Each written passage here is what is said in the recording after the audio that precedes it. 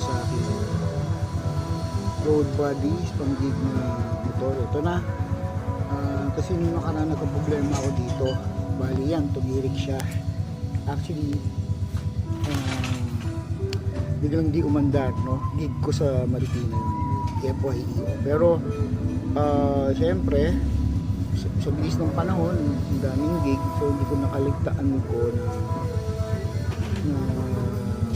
may problema yung motor. Siyempre diretso araw-araw gig. May tagas kasi ito dito may tagas siya sa magneto nito,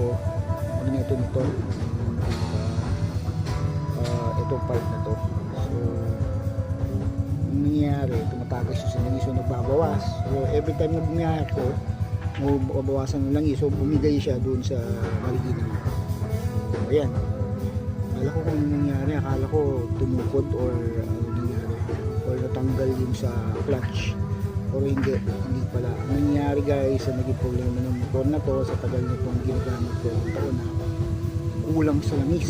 Yun, ano nangyari, kulang siya sa langis, nag-overheat siya, so humihinto siya. Tapos ang naging symptoms niya ay gumagalaw yung pinaka sa clutch, nawawala sa adjustment, so tumitigas, kaya hindi siya maandar kasi nga nag-overheat, so kulang langis. Buti na lang hindi naubusan ng langis. So ibang issue pag naubusan ng langis, kasi pag naubusan ng langis, uusok yan. So hindi naman siya umusok. So anong nangyari, pinabata ko sa tropang legit, sa tropang banda rin. So tinulungan naman nila ako, pinaayos namin. Ayan, paandar. So good to go ako. Pero guys, tumirik uli siya. Pagdating ko dun sa may sipag, tumirik uli. Then dun gumana yung pagiging DIY ko. Analyze bakit tumirik uli, ayos na. Na-adjust na-adjust lang yung clutch. So sa right side, tumirik uli. Ngayon, nag-check ko uli yung langis.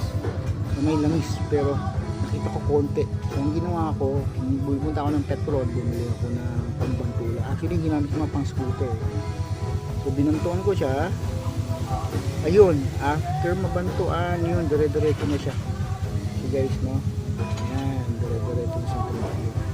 Hanggang sa nakauwi na ako ng Cavite.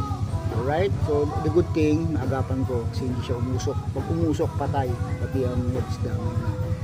So ito, malupit. Walang tayo magpagawa. Linaban ko pa ng gig yan sa Makati.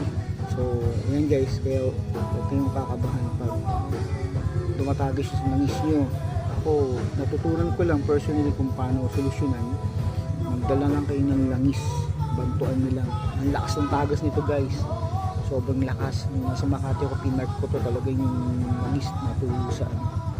Yan. Pero guys, hindi ako natuyuan ng langis, dire-diretso lang ito. Kasi pag tumatakbo naman guys ang makina pala, hindi yan matatas pag nakahinto.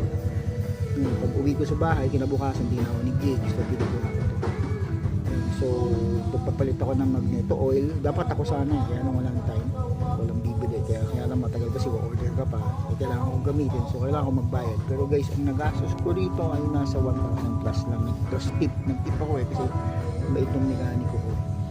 Kasama ng pyesa, napilitan dito yung magneto oil seal, tapos tune up.